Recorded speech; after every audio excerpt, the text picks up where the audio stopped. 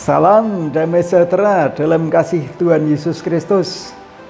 Saudara sekalian, dalam suasana hujan deras ini, saya mencoba untuk menyampaikan sebuah rahasia, yaitu mengapa Tuhan Allah menciptakan Adam pada hari yang ketiga.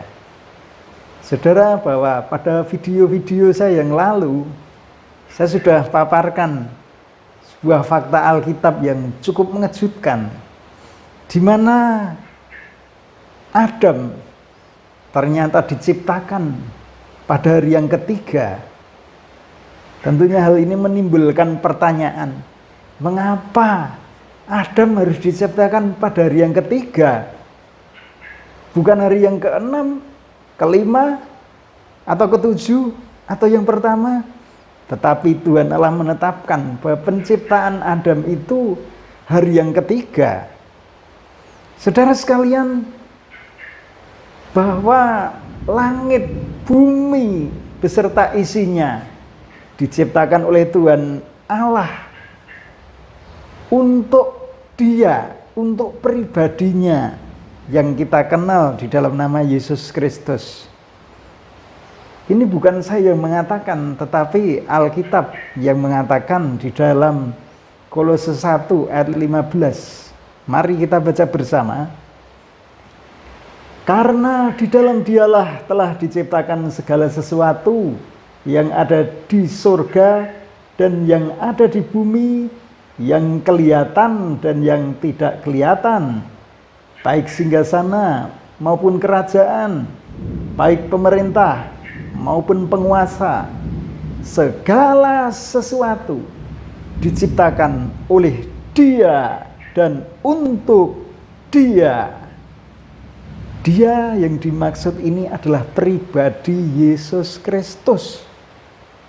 Oleh karena itu, bahwa penciptaan Adam pada hari yang ketiga tidak bisa lepas dari pribadi Yesus Kristus. Saudara sekalian, Adam ini melambangkan pribadi Yesus Kristus. Sekali lagi ini yang mengatakan adalah Alkitab kita. Mari kita akan baca di dalam Roma 5 ayat 14. Sungguh pun demikian, maut telah berkuasa dari zaman Adam sampai kepada zaman Musa juga atas mereka yang tidak berbuat dosa dengan cara yang sama seperti yang telah dibuat oleh Adam, yang adalah gambaran Dia yang akan datang. Di dalam Roma 5 ayat 14 ini menegaskan bahwa Adam adalah gambaran Dia, gambaran Yesus Kristus yang akan datang. Satu lagi ayat saya akan sampaikan yang juga menegaskan bahwa Adam ini adalah gambaran Dia, gambaran Yesus Kristus. Di dalam 1 Korintus 15 ayat yang ke-45, mari kita baca. Seperti ada tertulis, manusia pertama Adam menjadi makhluk yang hidup, tetapi Adam yang akhir menjadi roh yang menghidupkan. Adam yang akhir ini adalah pribadi Yesus Kristus. Saudara sekalian, bahwa dari ayat-ayat tersebut kita mendapatkan kepastian bahwa Adam ini adalah gambaran pribadi Yesus Kristus. Nah, sekarang apakah hubungannya dengan penciptaan Adam pada hari yang ketiga? Saudara sekalian, bahwa yang kita garis bawahi adalah angka 3 bagi kita umat Kristiani. Angka 3 ini adalah angka yang sakral. Kenapa sakral? Karena Angka 3 ini menyatakan bahwa Yesus Kristus yang telah mati di kayu salib itu bangkit pada hari yang ketiga. Jadi angka 3 ini menegaskan mengenai sosok pribadi Mesias, pribadi Elohim, pribadi Yahweh yang menjadi seorang anak manusia yang mengalami kematian di atas kayu salib, kemudian dikuburkan di dalam tanah, kemudian pada hari yang ketiga tersebut dibangkitkan atau bangkit oleh karena kuasanya, oleh karena kehendaknya sendiri dari antara orang mati. Saudara, mungkin muncul pertanyaan, apa hubungannya? Kenapa Adam dicipta hari yang ketiga dengan kebangkitan Yesus? Saudara, ini makna yang tersembunyi. Bahwa Yesus bangkit dari kubur yang dari dalam tanah. Demikian juga peristiwa ketika Adam diciptakan, dia diambil dari debu tanah. Dari tanah yang mati, itu dibangkitkan oleh Allah pada penciptaan hari yang ketiga. Saudara sekalian, terjawab sudah bahwa angka 3 yang dimaksud adalah angka kebangkitan Yesus pada hari yang ketiga. Saudara, ada makna lain juga yang berkaitan dengan pribadi Yesus Kristus dalam penciptaan Adam pada hari yang ketiga. Di sini bahwa Yesus Kristus itu adalah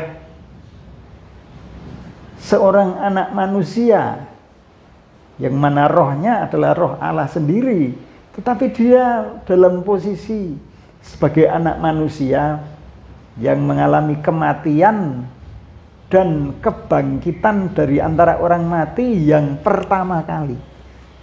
Jadi dialah yang sulung dari antara orang yang bangkit dari antara orang mati. Mari kita baca dasar Alkitabnya. Di dalam Kolose 1 ayat 18.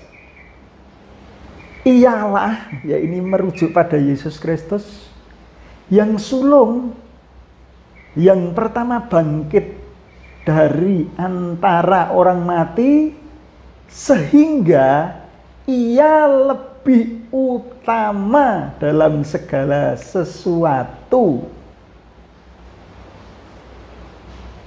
Saudara sekalian, kemudian di dalam Kolose 1 ayat 15 ditegaskan. Mari kita baca. Ia, Yesus Kristus, adalah gambar Allah yang tidak kelihatan, yang sulung lebih utama dari segala yang diciptakan. Penciptaan Adam pada hari yang ketiga tersebut menunjukkan kesulungan dari segala ciptaan. Kita pahami bersama bahwa Adam ini diciptakan mendahului apa, saudara? Mendahului tumbuh-tumbuhan, mendahului matahari, bulan, dan bintang, mendahului penciptaan ikan, burung, mendahului penciptaan Hawa, mendahului penciptaan binatang-binatang hutan, binatang-binatang ternak. Ini menunjukkan bahwa Adam adalah ciptaan yang sulung dari antara yang hidup. Bahkan mendahului matahari, benda-benda penerang di langit. Saudara, bahwa Adam ini menjadi yang pertama kali melambangkan sosok pribadi Yesus yang sulung, yang bangkit dari antara orang mati. Jadi pada kesimpulannya kita mendapatkan dua alasan kuat mengapa Adam diciptakan pada hari yang ketiga.